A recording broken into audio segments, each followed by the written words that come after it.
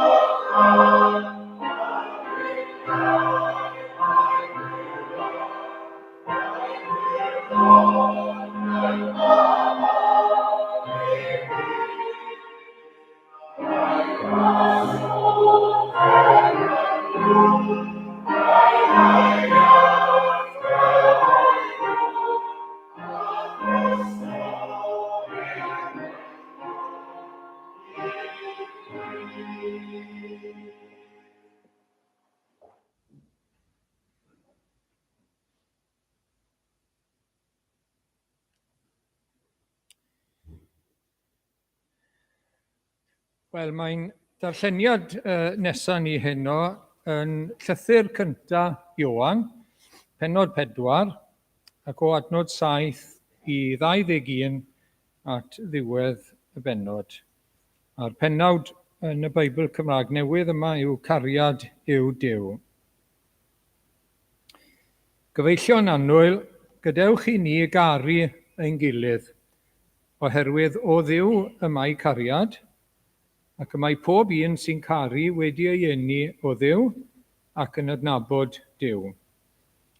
Y sawl nad yw'n caru, nid yw'n adnabod Duw, oherwydd cariad yw Duw.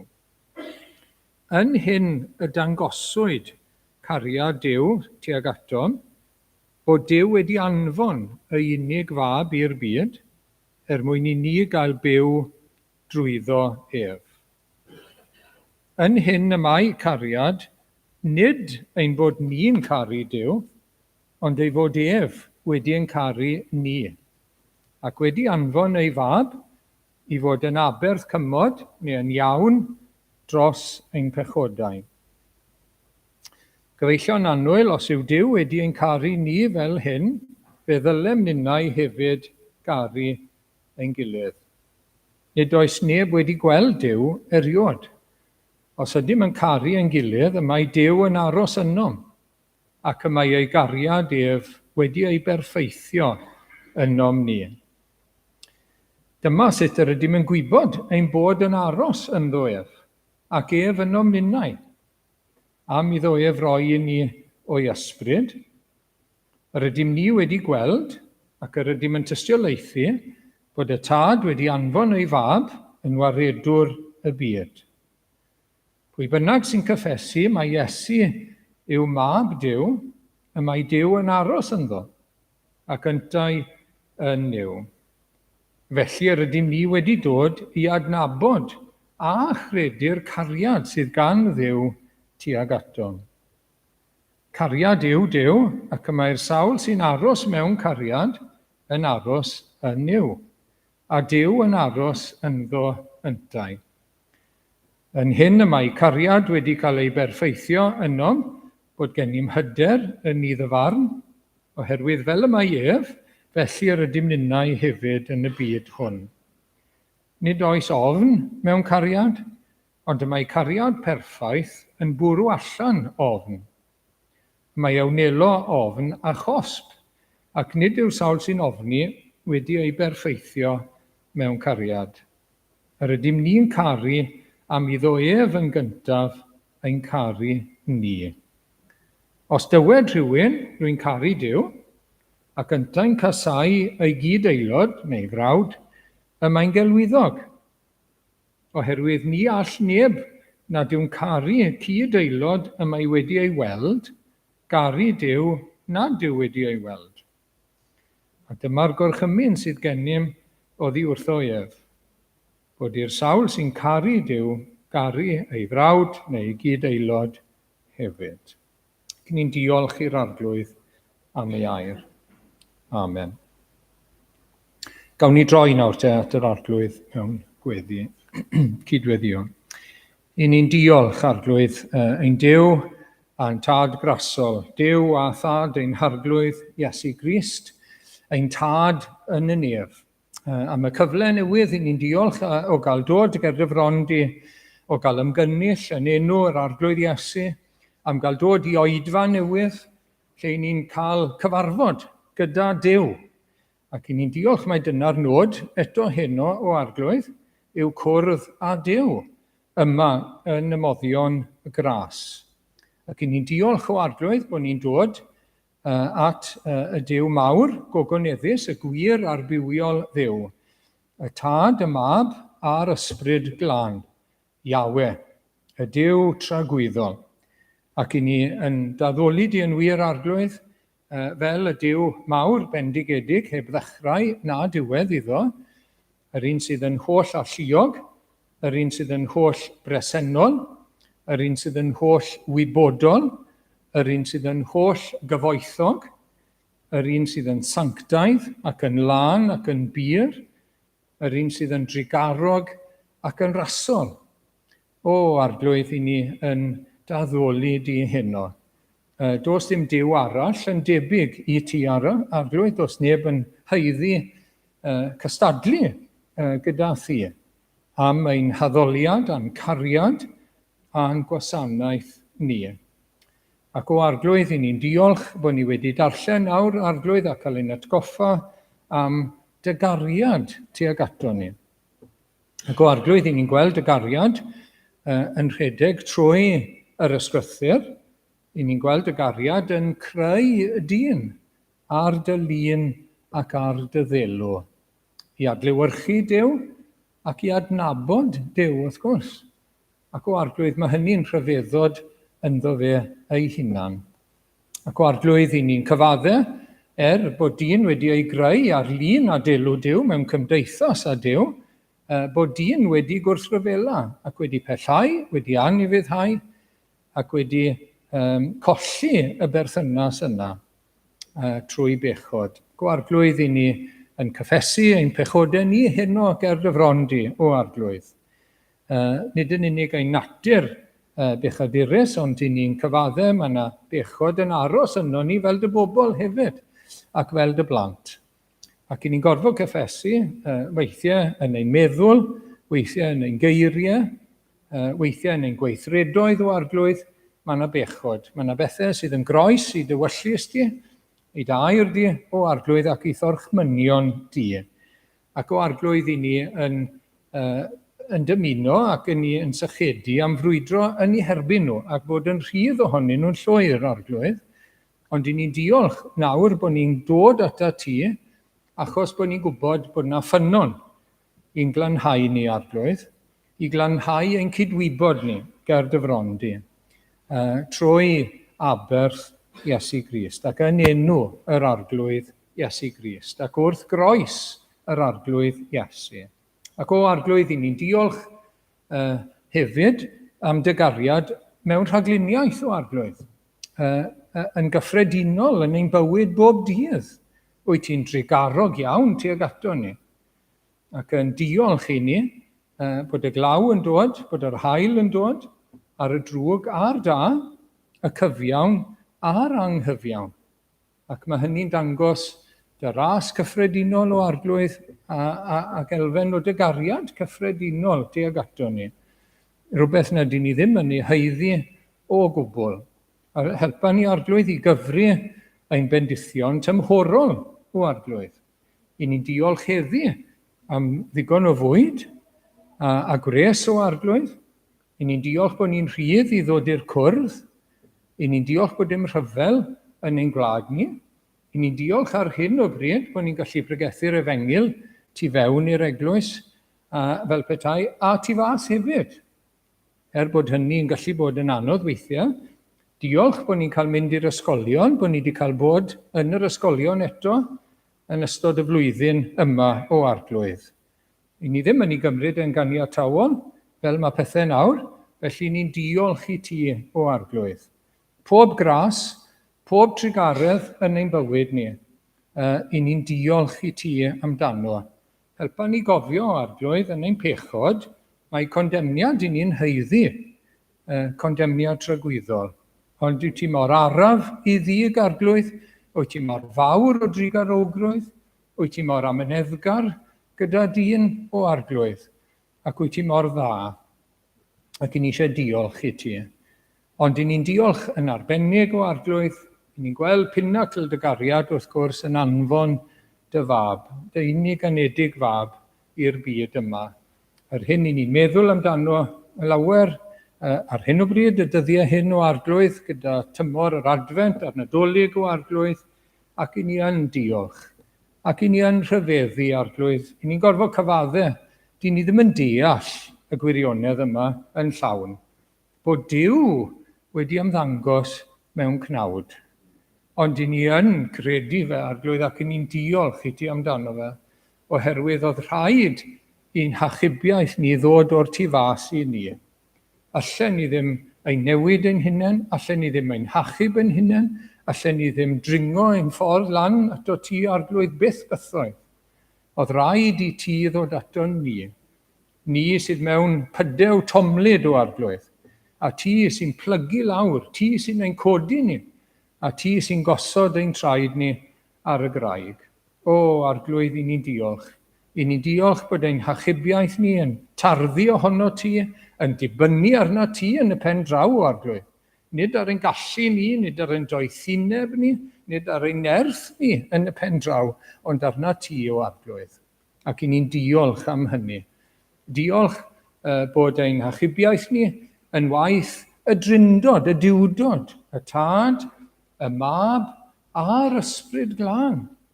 Y tad yn ethol meichiau, y mab yn fodlon dioddau, yr ysbryd glân a'i ddoniau. O'i gwir fodd yn tywys Sion adre, o'i gwir fodd. Ac o arglwydd heno, i ni'n diolch. I ni'n diolch i ti, ac i ni'n canmol dy enw di, ac yn canmol dy ras o arglwydd. I ni'n cydnabod ti sydd wedi meddwl amdano ni gyntaf, ti sydd wedi trefnu ar ein cyfer ni, ti wedi ein caru ni a chariad anfeidrol. Ac o arglwydd i ni'n gweddio heno trwy dy ras ac awn ni olwg ffres ar hyn arglwydd. I ni'n cyfadde bod ni'n gallu cyfarwyddo gyda'r geiriau, ond falle colli y rhyfeddod a bod ni'n nofio fel petai yn dy gariad di, a bod e'n ein llenwi ni, a bod e'n gorlifo o arglwydd trwom ni, tuag at ein gilydd, tuag at ein cymdogion a tuag at eraill hefyd, gan gynnwys gelynion wrth gwrs. Ac o arglwydd felly, ni'n gofyn i ti i fod yn bresennol gyda ni heno, i ni'n gwbl ddibynnol arglwydd am fendith yn yr oedfa o dy bresenoldeb di. Trwy'r ysbryd glân bod dylanwad yr ysbryd ar yr oedfa newydd mae heno. O derau nawr arglwydd fel gwlith neu dyner law, bod dylanwad yr ysbryd yn disgyn arno ni arglwydd.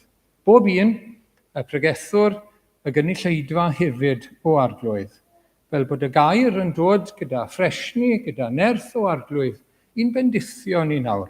I ni'n cyfadde arglwydd bod ein amser sy'n gallu bod yn fisi iawn, yn rhy fisi falle o arglwydd, a mae'n hyfryd nawr bod ni'n cael awr fel hyn i ymdawelu ger dy frondi, ac i wledda arna ti ac ar yr arglwydd Iesu Grist, ac ar dy gariad ti ag ato ni arglwydd, a gweddio i ti'n llenwi ni ar ysbryd glân, a'n llenwi ni a'r gariad.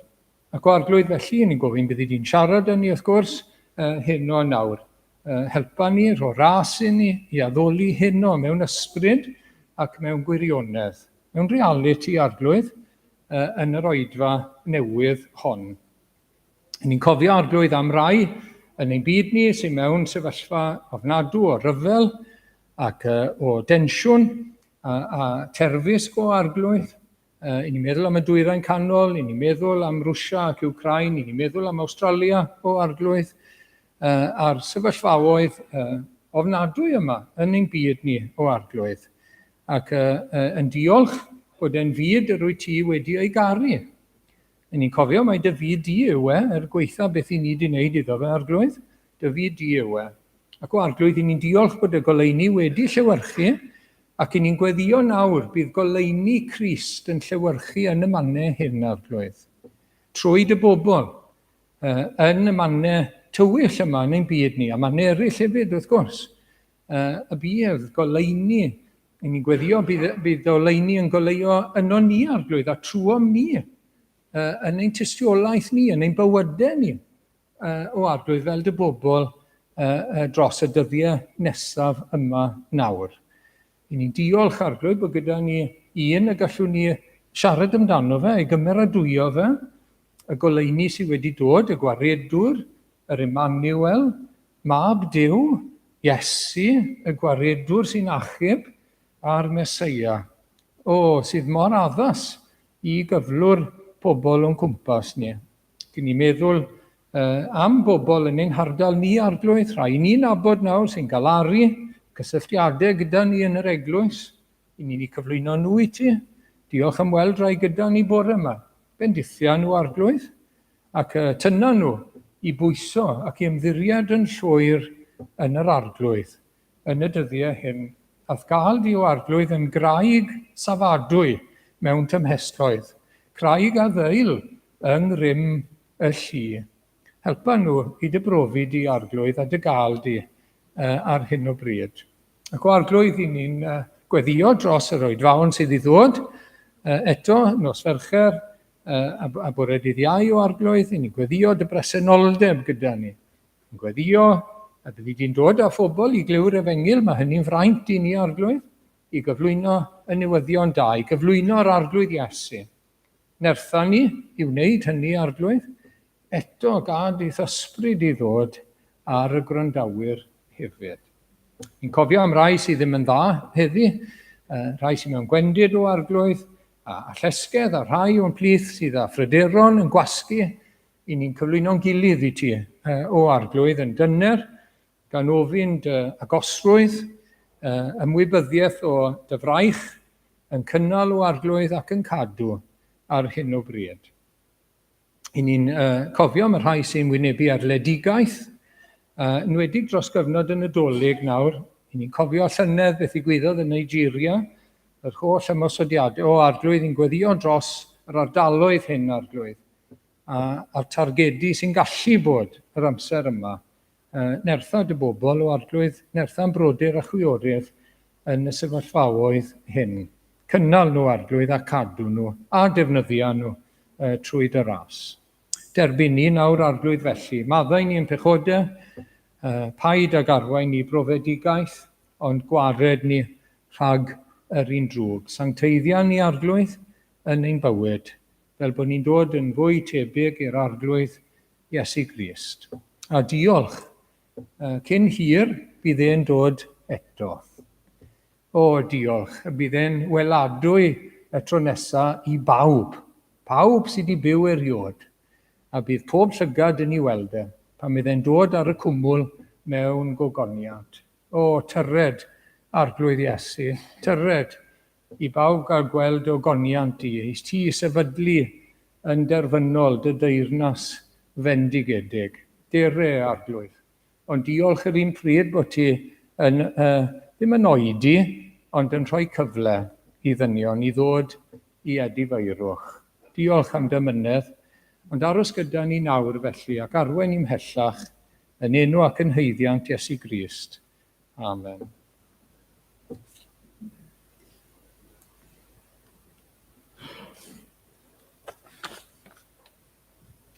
Wel, gawn ni droi at y garol nesaf, Engil Glân o Fro'r Gogoniant, hedant canant yn gytun, clywch ei llawen gan uwch Bethlem, heddiw ganwyd ceidwa dyn.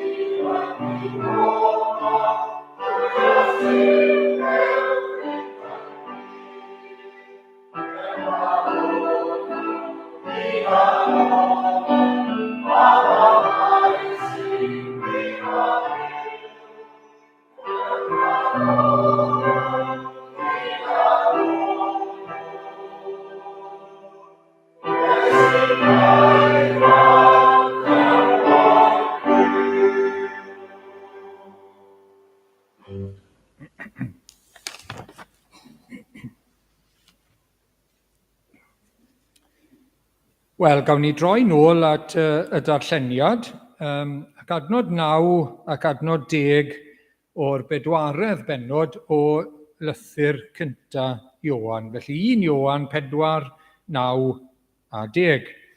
Yn hyn y dangoswyd cariad Duw tuag atom, bod Duw wedi anfon ei unig fab i'r byd, mwyn i ni gael byw drwyddo ef.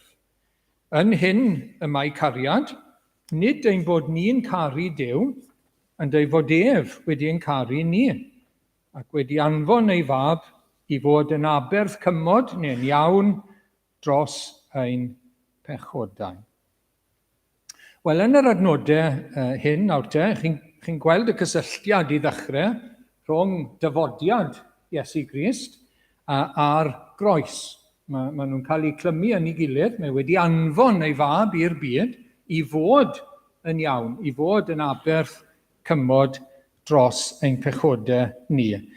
Ac a dweud y gwir, pan ni'n dod at swper yr arglwydd amser Nadolig, mae'n rhoi darlun llawn i ni o ddyfodiad yr arglwydd Iesu, a'i bwrpas a beth oedd ei waith beth oedd o'i flaen wrth gwrs, beth oedd cynllun Duw trwyddo fe. Ac yn yr adnodau hyn nawr te, mae Ioan yn dweutho ni bod dyfodiad Iesu Grist i'r byd wedi gwneud cariad Duw yn amlwg. Mae wedi gwneud cariad Duw yn amlwg. Dyna beth mae'n dweud wrtho ni. Mae wedi gwneud Duw yn amlwg. Wrth gwrs, mae Duw wedi ymddangos yn y cnawd, ac mae wedi gwneud cariad Duw yn amlwg. Ac mae'r ffaith i fod e wedi dod mwyn rhoi bywyd, ac mwyn rhoi cymod, heddwch gyda Duw yn dangos cariad rhyfeddol Duw. Felly, cariad Duw a chariad y Cristion, yw'r pwynt cyntaf, cariad i fywhau a chymodi ydy'r ail bwynt, yn syml gobeithio heno. Felly, cariad Duw a cariad y Cristion. Mae jyst tymed bach o gyd-destun nawr i'n atgoffa ni am lythyr Ioan.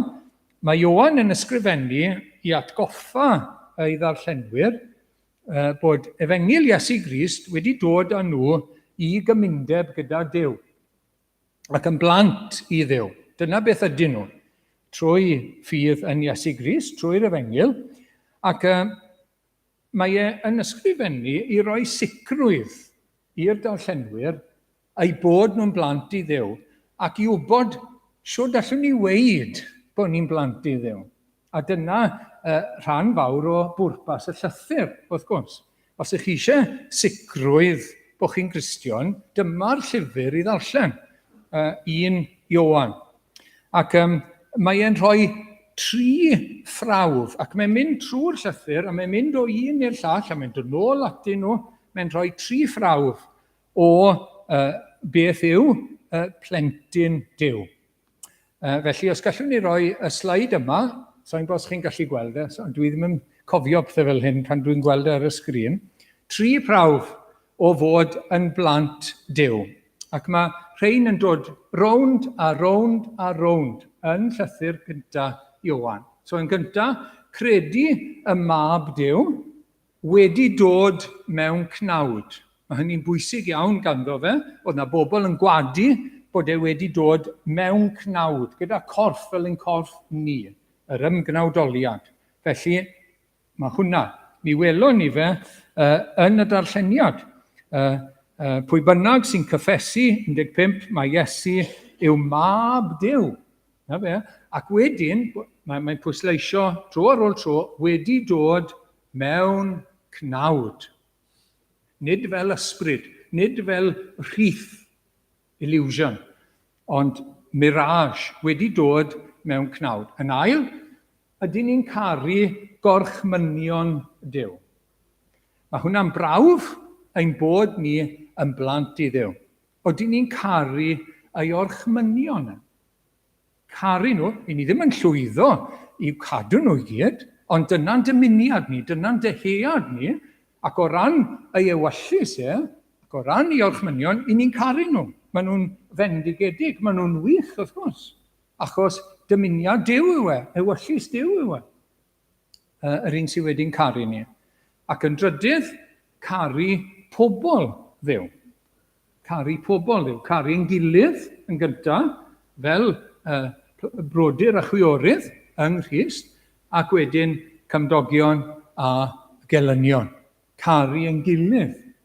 Fi mewn i'r eglwys ac wedyn tu fas hefyd. A mae rhain yn dda i ni atgoffa'n hunan. Maen nhw'n dda i ni fynd nôl drostyn nhw. Mae'n dda i chi ddarllen 1 Ioan o bryd i'w gilydd, wrth gwrs, achos i ni'n cael ein atgoffa, wel, dyma'r profion. Dyma'r profion. Oeddi hwn yn wir amdano i nawr, heno? Beth am y mywyd i ar hyn o bryd? Oeddi y pethau, y gwirioneddau yma'n cael ei adlewyrchu yn y mywyd i, yn y meddwl i, yn yng nghalon i, ac yn yng weithredoedd i. Mae'n bwysig iawn, iawn. Maen nhw'n cael ei rhoi mwyn rhoi sicrwydd a cadarnhad i ni. Wel nawr te, y thema yn y darn yma yw'r un yn y gwylod, y trydydd un. Dyma'r thema yn y darn sydd gyda ni fan hyn, caru ein gilydd.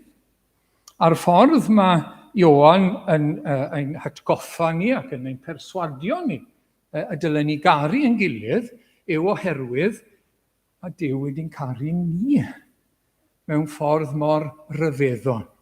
I ni wedi profi cariad Duw mewn ffordd arbennig. Ac os ydyn ni wedi profi fe go iawn, mi fyddwn ni'n caru eraill, fel i ni wedi cael ein caru. Ac wrth gwrs, mae'n rhedeg trwy Efengyl Ioan, gyda gorchmynion yr arglwydd Iesu, y gorchymyn newydd, carwch eich gilydd. Fel yr wyf fi wedi caru chi, carwch chi eich gilydd. Fel hyn y bydd pobl yn gwybod, os ych chi yn ddisgyblion i fi neu beidio, os bydd gennych cariad at eich gilydd. Allwn ni ddim dweud, meddwl Ioan, bod ni'n caru Duw, os nad ydyn ni'n caru dynion. Allwn ni'n gweud, mae'n rhyw fath o cop-out, i weid bod ni'n caru Duw, dos neb yn gweld, wel, siwr ydych chi'n gallu profi hwnna. Yr unig ffordd ydych chi'n dangos yw caru pobl. Pobl. Brodyr a chwiorydd yn Rhist a y thu hwnt wedyn ni. Gallwch chi ddim gweld Duw, siwr gallwch chi weld cariad at Dduw, ond trwy gariad at ddynion. Dyna beth mae Ioan yn dweud wrtho ni. Ac mae hwnna'n bwysig iawn iawn yn dweud. Ac mae di sôn amdano fe tair gwaith, dim ond yn y darlleniad yma. Y gorchymyn newydd i ni garu ein gilydd. Hanfod Duw yw cariad. Nid na'r unig un, ond hanfod Duw yw cariad. Cariad yw Duw. Un o'r adnodau cyntaf, Duw, cariad yw. Dyma fe. Mae'n hefyd yn dweud, goleuni yw Duw, wrth gwrs. Mae wedi dweud hynny. A mae rhaid i ni rodio yn y goleuni, os i ni'n blant i Dduw. Ond hefyd, cariad yw Duw. Ac mae yn atgoffa ni gyntaf nawr te, bod y cariad yma wedi cael ei wneud yn amlwg. I ni gael gwybod rhywbeth amdano fe, am y cariad yma. Mae'n rwydd i siarad yn y niwl am gariad a cariad yw, ond siwrd gariad yw beth mae'n golygu. Ond mae wedi cael ei wneud yn eglur, yn amlwg, a dyna'r pwyslais. A mae'r gair yma yn dod yn aml yn y Testament Newydd. Dyma chi 1 Timotheus, pennod 3, adnod 16. A rhaid i ni yn unfryd gyffesu, mae mawr yw dirgelwch ein crefydd, neu dirgelwch diwioldeb, ei amlygu ef mewn cnawd. Hynny yw Duw. yn yr hen gyfieithiad, Duw yn cael ei amlygu mewn cnawd. Yn cael ei wneud yn amlwg, yn dod i'r golau, yn dod i'r golwg, yn lle bod e wedi guddio, yn cael ei ddatguddio, yn feiled, dyna'r gair. A wedyn ei gyfiawnhau yn yr ysbryd, ei weld gan ynghylion, ei bregethu'r cenhedloedd, ei gredu trwy'r byd, ei ddyrchafu mewn gogoniant. Wedyn, 1 Ioan 3, gyfeillio'n annwyl yn awr yr ydym yn blant Duw, ac nid amlygwyd eto, mae'r gair to, beth a fyddwn. Yr ydym yn gwybod pan fydd ef yn ymddangos. Yr un gair yw e. Sylwch ar y Saesneg, diolch gynnau. It has not yet appeared beth fyddwn ni, but we know when he appears. Hynny yw'r un gair, mae'n cyfieithu. Dwi ddim wedi dod yn amlwg beth ydy ni fel plant Duw eto yn llawn, ond pan bydd e'n ymddangos yr ail waith. Bydd e'n ymddangos to. Fe ddaw yn amlwg pwy yw ei blant e. Achos mae yna elfen guddiedig nawr, a mae'n statws ni fel plant Duw. Mae'n rhywbeth ysbrydol. A mae'n elfen guddiedig. Chi'n cofio'r geiriau yna? Ein bywyd ni a guddiwyd gyda Christ. Ond, pan bydd Christ yn cael ei wneud yn amlwg, bydd ein bywyd ni'n dod i'r golau. Colosiaid mae e. Mae'n elfen. Ond nawr te, mae yna amlygu wedi digwydd gyda dyfodiad cyntaf Iesu Grist. Amlygu cariad Duw. A dyma rhan fawr o bwrpas ei ddyfodiad i'r byd, wrth gwrs.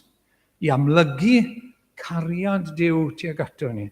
Mae'r adnodau hyn mor debyg i Ioan 3:16, canis felly y carodd Duw y byd, fel yr rhoddodd e fe, y unig anedig fab. Mae'n dangos cariad Duw tuag ato ni. Mae'n ei ddangos e. Pan i ni yn falle yn cael cyfnodau, i ni'n ame, so ni'n siŵr am gariad Duw, mae rhaid ni edrych ar Iesu Grist. Mae ni gofio beth sydd wedi digwydd i'r byd yma. Mae wedi anfon ei fab. Mae'n fyd mae wedi ei garu. Mae'n fyd mae wedi ei fendithio gyda gwaredwr, gyda goleuni, gyda'i fab, gyda'r prynwr, yr arglwydd Iesu Grist. A wedyn ni, allwn ni beth ame, chi'n gweld, ei gariad e. Allwn ni beth ag ame wedyn ei gariad e tuag ato ni.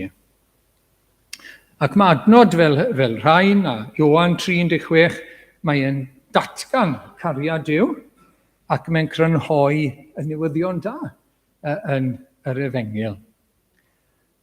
Ond dim ond yn beth mae Duw wedi wneud yng ngoleuni ei weithredoedd arbennig, i ni'n gallu deall ei gariad yn well. Shwd i ni'n gwybod mae cariad yw Duw? Ble mae'r prawf? Pa fath o gariad yw e? Wel, i ni'n gallu gweld yn yr hyn mae Duw wedi ac yn ei wneud. A gweud y gwir, allwn ni fynd nôl i'r dechrau. Mae'r creu yn dangos cariad Duw. Y greadigaeth. Y creu o'r dechrau yn dangos cariad Duw tuag ato ni. Dyma chi Genesis 1:27. Felly creodd Duw ddyn ar ei ddelw ei hun. Ar ddelw Duw y creodd ef, yn wryw ac yn fenyw y creodd hwy. Pam bod Duw wedi creu dyn ar ei ddelw? Dyma'r agosa at y Dduw o'r holl greadigaeth ar ei ddelw ef. Pam? Wel, mwyn adnabod Duw, wrth gwrs. Mwyn cael perthynas gyda Duw. Ac mae hynny'n dangos ei gariad o'r dechrau yn y greadigaeth, yn y creu i ddechrau. Wedyn mae gynhaliaeth tuag ato ni yn dangos ei gariad hefyd mewn rhagluniaeth. Iesu Grist sy'n gweud yn Mathew 5, oherwydd felly fe fyddwch yn blant i'ch tad sydd yn y nefoedd, os ych chi'n caru eich gelynion, iddo fe. oherwydd mae ef yn peri i'w hael godi ar y drwg ar da ac yn rhoi glaw i'r cyfiawn a'r anghyfiawn. Os, yr un thema'n union, os i ni'n caru ein gelynion, carwch eich gelynion, meddai Iesu Grist, wedyn ni fe fyddwch yn blant i'ch tad. Wedyn mae yna brawf bod chi'n blant i Dduw. Oherwydd mae yn rhoi yn ei garedigrwydd i'r rhai sydd yn ei garu fe a rhai sydd ddim yn ei garu fe. Yr hael a'r glaw, y drwg a'r da, y cyfiawn a'r anghyfiawn. Ond, wrth gwrs, y pinnacle oedd beth nath Duw trwy ei fab, yr arglwydd Iesu Grist. Os i ni eisiau gweld ei gariad yn ei gyflawnder, i ni'n gweld yn yr arglwydd Iesu. Pan o'n i'n byw yn y gogledd, os o'n i eisiau gweld Dyffryn Nantlle ar ei orau, chi'n gwybod ble o'n i'n mynd? O'n i'n mynd lan i'r dymp. Achos oedd e lan yn y mynydd, ond o fanna, o'ch chi'n gallu gweld yr Wyddfa, a o'ch chi'n gallu gweld lawr at y môr a drosodd i gyfeiriad Sir Fôn ac i Iwerddon ar ddiwrnod da. O'ch chi'n cael panorama. Ac os i ni eisiau gweld cariad Duw yn ei anterth, gweld e'n iawn yn Iesu Grist, wrth gwrs, i ni'n ei weld e. Dyma'r pinnacle. Beth nath Duw yn a thrwy ei fab. A dyma thema neges fawr y Beibl. Dyma'r neges. Yn yr Hen Testament, mae yna edrych ymlaen. Mae yna addo, yr un sydd yn mynd i ddod. Mae rhywun arbennig iawn yn mynd i ddod. Mae e'n was, mae e'n had y wraig, mae e'n had Abraham, mae e'n had Dafydd, mae e'n broffwyd fel Moses, mae e'n offeiriad. Mae e'n frenin, mae e'n oen, ac yn y blaen. Mae'n mynd i ddod. Mae'r Meseia yn mynd i ddod. Dyna'r addewidion yn yr Hen Testament, yn edrych ymlaen. Ac yn fwy na hynny, yn yr Hen Testament, ni'n gweld y Meseia ei hunan yn edrych ymlaen i ddod. Ac ni'n gweld e'n ymweld o bryd i'w gilydd. Ni'n gweld yn cyfarfod ag Abraham yng ngwastadedd Mamre, angel yr arglwydd. Ni'n gweld gyda Jacob yn Peniwel. Yn brwydro, pan mae'n brwydro gyda'r angel. Wedyn ni'n gweld gyda Joshua wrth furiau Jericho. Ac ni'n ei weld yn y ffwrnes gyda'r tri oedd yn sefyll yn ffyddlon yn Babylon. Oedd e'n ymweld. Pam? Achos bod e'n edrych ymlaen, wrth gwrs, yn rhannol, at oedd e'n mynd i ddod at ei bobl. Oherwydd, beth ni'n darllen, mae adnod hyfryd iawn yn llyfr y Diarhebion pennod 8, ac ym pennod 8 o Diarhebion, doeth uneb sy'n siarad. Mae fel person. Os dim amheuaeth dy fi, taw yr arglwydd Iesu yw Duw y mab. A dyma beth mae'n dweud, fel rhan o'r bennod yna, yr oeddwn ni wrth ei ochr Duw y tad yn gyson, yn hyfrydwch iddo beinydd, yn ddifyrwch o'i flaen yn wastad, yn ymddifyru yn y byd a greodd, ac yn ymhyfrydu mewn pobl. Yn ymhyfrydu. Delight in the sons of men. Delight. A mae hwnna'n hyfryd yn dywe. Ei awydd i ddod i'r byd yma i fod yn waredwr i'w bobl ac yn Feseia. Yn y Testament Newydd wedyn, wrth gwrs, mae e'n dod. Mae'n cyrraedd yng nghyflawnder yr amser. Ac nawr mae'r cariad wedi ymddangos gyda gymddangosiad mab Duw, cariad i fywhau a chariad i greu heddwch, i gymodi, meddai Ioan wrthon ni. Siwr mae'n dweud fel hyn, yn adnod 9, yn hyn dangoswyd cariad Duw tuag ato, bod Duw wedi anfon ei fab i'r byd mwyn i ni gael byw drwyddo ef. Na'r peth cyntaf. Wel, os oedden ni yn mynd i gael byw trwyddo ef, mae e'n gariad at yr rhai sydd yn farw. Mae'n gariad at y meirwon. A dyna mae'r Beibl yn gweithio ni. Dyna mae'r Testament Newydd yn gweithio ni. Roedden ni'n farw mewn camweddau a phechodau. Pawb wrth natur, pawb ohono ni. Yn yr un man, pawb. Pan ych chi'n darllen rhannau o llythyr Paul at y Rhufeiniaid, pennod 3 enghraifft, pawb, mae'n rhoi pawb yn yr un sefyllfa, yn ei ddewon neu'n genhedloedd. Dim gwybodaeth o Dduw, ddim deall ysbrydol.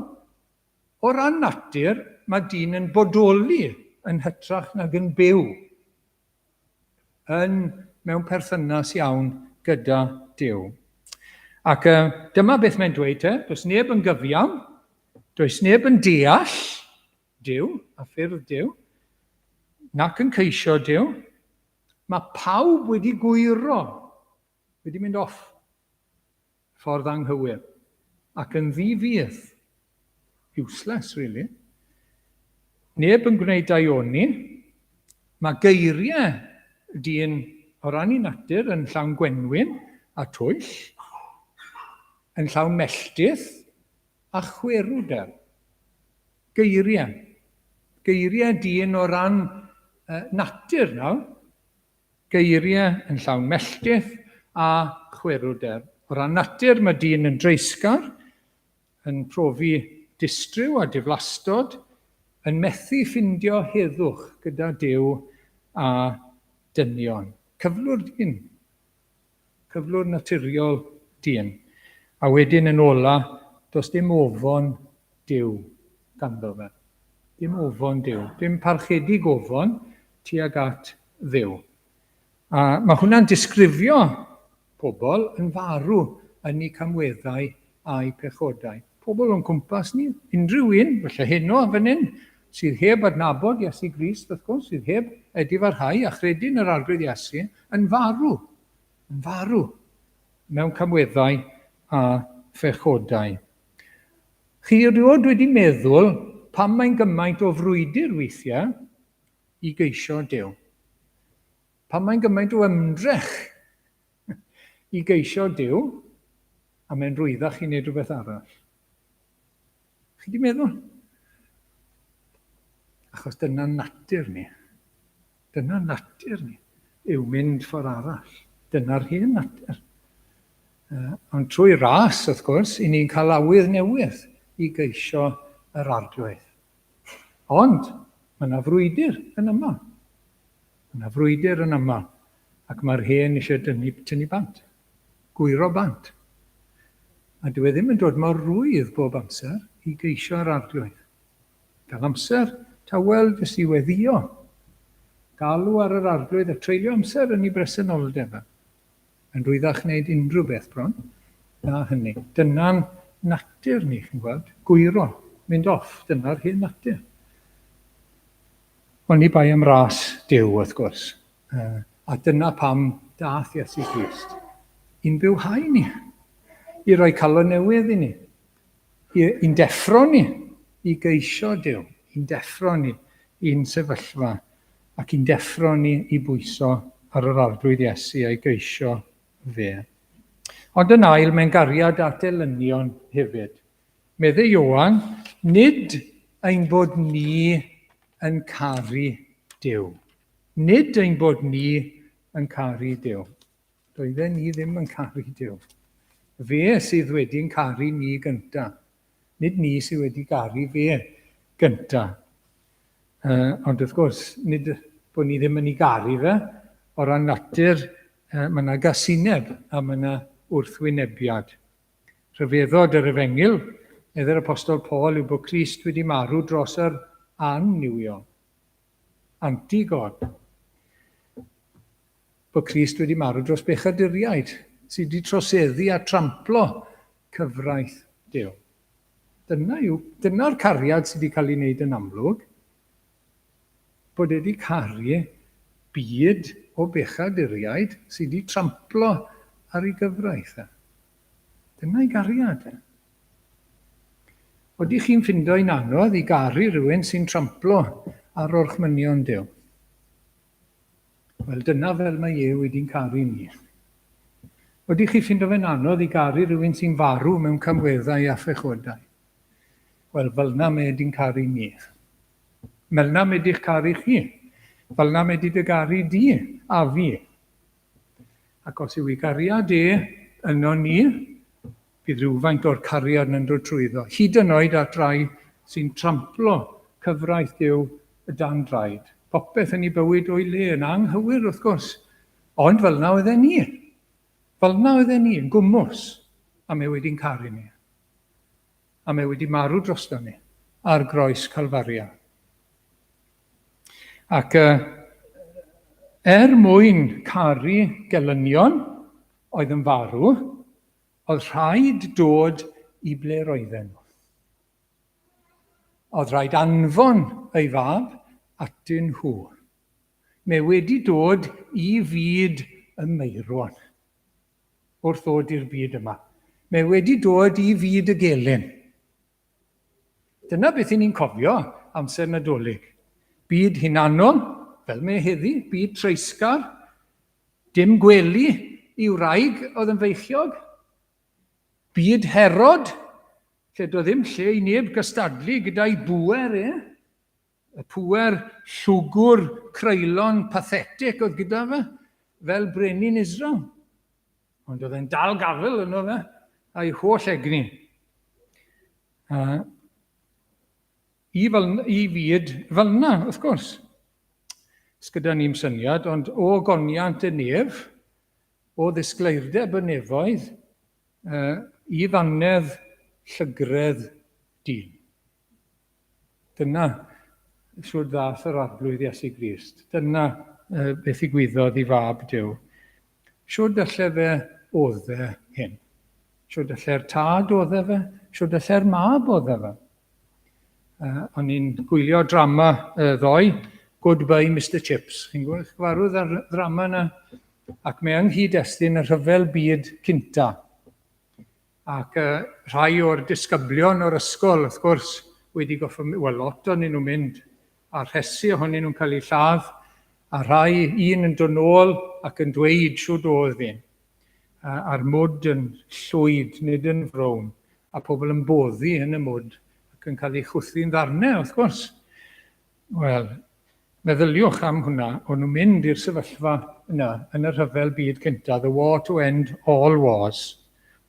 Ond oedd y rhan fwyaf, p'un bod nhw'n rieni neu'n blant, ddim yn gwybod beth oedd o'i blaen nhw.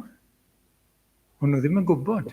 Oedd ddim yn cael ei ddarlunio fel yna iddyn nhw pan o'n nhw'n mynd, pan o'n nhw'n cael ei conscripto a'i galw, oedd ddim yn cael ei ddarlunio fel oedd wrth gwrs.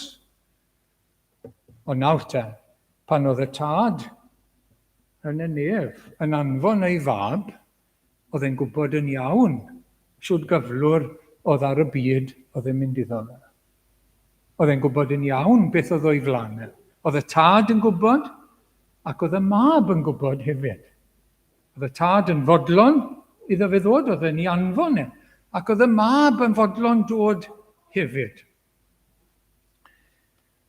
Bydden ni, fel rhieni, byth yn gadael un plant I fynd I sefyllfa fel oedd yn y rhyfel byd cynta sy'n ni'n cael dewis. Sy'n ni'n gwybod beth oedd o'i blaen nhw. Ond oedd Duw y tad yn fodlon, anfon ei fab, ac oedd y mab, wrth gwrs, gyda fe, yn fodlon dod i'r byd yma. Ac mae hwnna yn ryfeddod, ac mae'n fesur o gariad Duw tuag ato ni. Mae'n fesur o'i gariad tuag ato ni. Oedd rhaid dod I ble oedd ni, I fyd y meirwan, I fyd y gelyn, ac oedd rhaid marw. Rhaid marw, oedd rhaid iddo fe fynd i'r groes.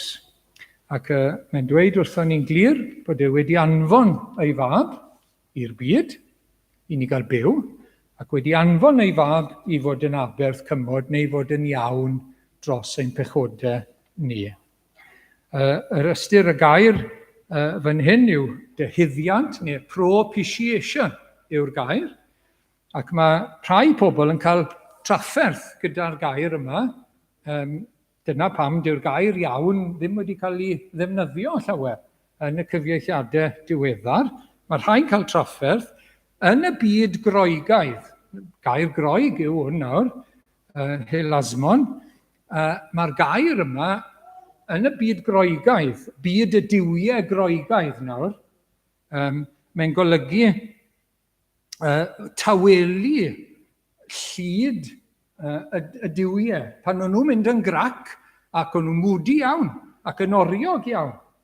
Pan o'n nhw'n mynd yn grac, rhaid chi drial tawelu nhw mewn rhyw ffordd, rhaid chi wneud rhywbeth, rhaid chi offrymu rhywbeth i gael nhw i dawelu. Fel yna nhw'n esbonio, pan oedd bywyd yn mynd yn rong, pethau'n mynd yn rong mewn bywyd, oedd y diwiau'n grac. A sy'n dal fel bydden nhw, a wedyn mae rhaid ni wneud rhywbeth i dawelu nhw, chi'n gweld? Offrymu plentyn, neu offrymu rhywbeth arall i dawelu y diwiau fel yna, chi'n gweld? Ac oherwydd hynny, mae rhai pobl, dyn nhw ddim yn licio bod y gair yma o'r byd yna yn y Beibl. Ond wrth gwrs, nid dyna i ystyr yn union yn y Beibl, mae'n wahanol. Mae'r sefyllfa'n wahanol yn y Beibl. Gyda ni, mae Duw sydd yn ein caru ni, ond yn gyfiawn wrth gwrs, fe sy'n trefnu ffordd. A fe sy'n trefnu aberth ar ein cyfer ni. Di ni ddim yn gorfod meddwl am yr aberth, fe sy'n trefnu fe. A mae di edrych iddo fe ei hunan am yr aberth, sef ei fab e, oherwydd ei fod e yn ein caru ni. Fel bod ei wrthwynebiad i bechod, mae e'n gwrthwynebu pechod. Nid bod e'n mwdi, nid bod e'n oriog, nid bod e'n colli dymer, ond mae e'n gwrthwynebu pechod, wrth gwrs.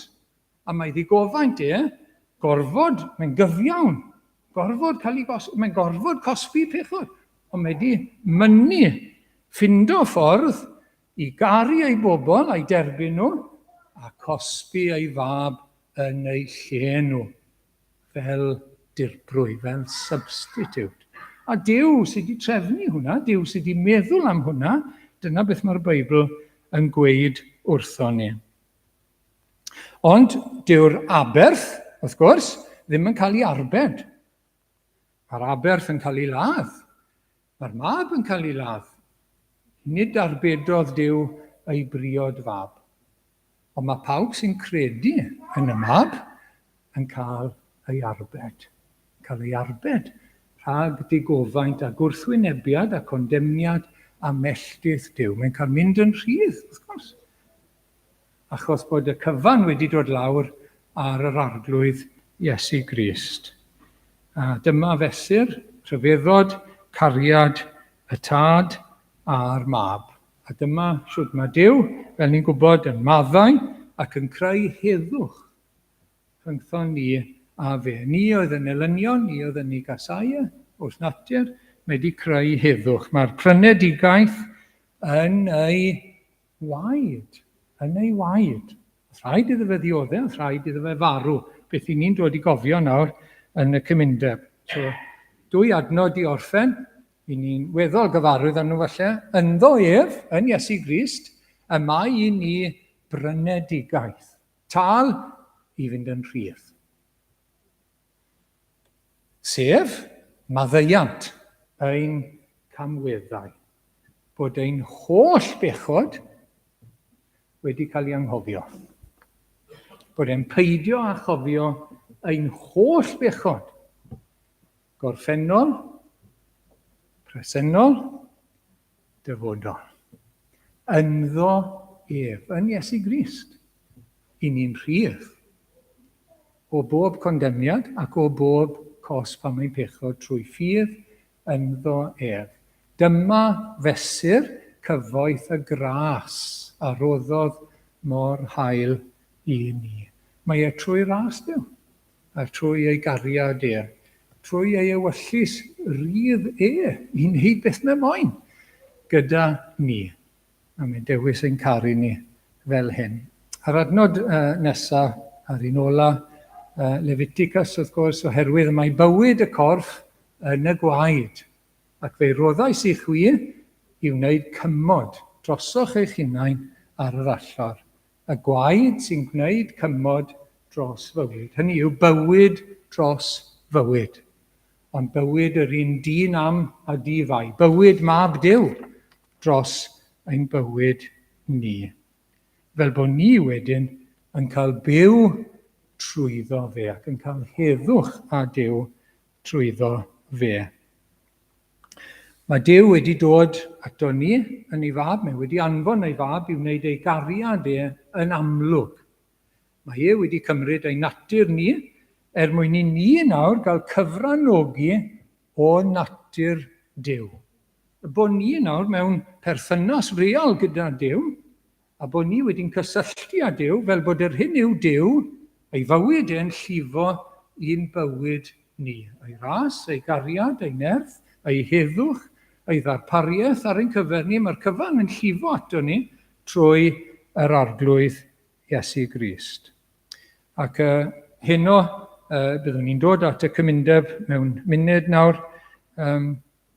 Gadewch i ni i ddiolch a gweddio byddwn ni'n gweld mwy o'i gariad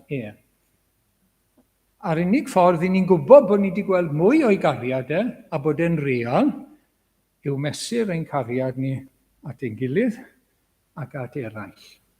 A pan bod hwnna'n cynyddu, i ni'n gallu gweld mwy bod ei gariad yn real yn ein bywyd ni, wrth gwrs. Wel, i Dduw y bod diolch a'r gogoniant. Amen.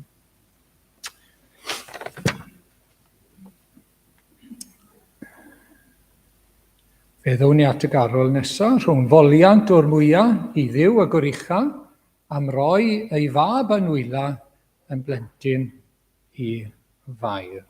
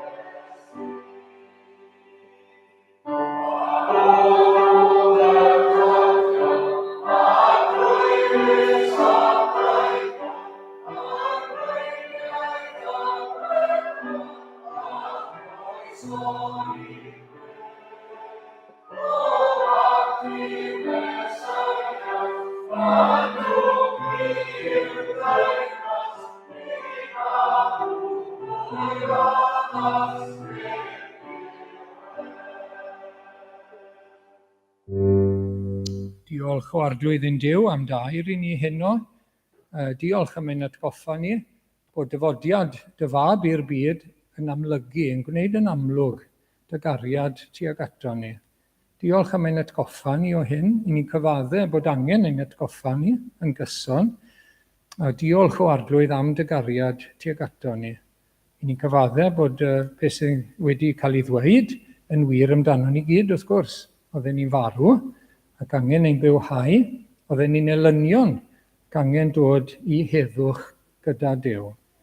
Ac o arglwydd i ni'n diolch bod ti'n barod i wneud hynny ar ein cyfer, trwy roi dy fab yn rhodd i ni ac yn iawn dros ein pechodau ni.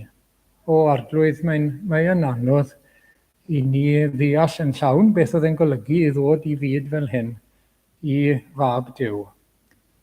O arglwydd, i ni'n cyfadde bod ni'n cael yn hawster weithiau gyda caru pobl yn y byd o arglwydd, a mynd i sefyllfaoedd sydd yn bach yn anodd ac yn dywyll. Beth oedd e'n golygu i ti felly anfon dy fab? O arglwydd, diolch, a bendigedig byddod enw di. Ac i ni yn gofyn i ti i'n llanw ni a'r cariad hwn o arglwydd, fel bod e'n gorlifo trwy am ni. Mwyn dy enw. Amen.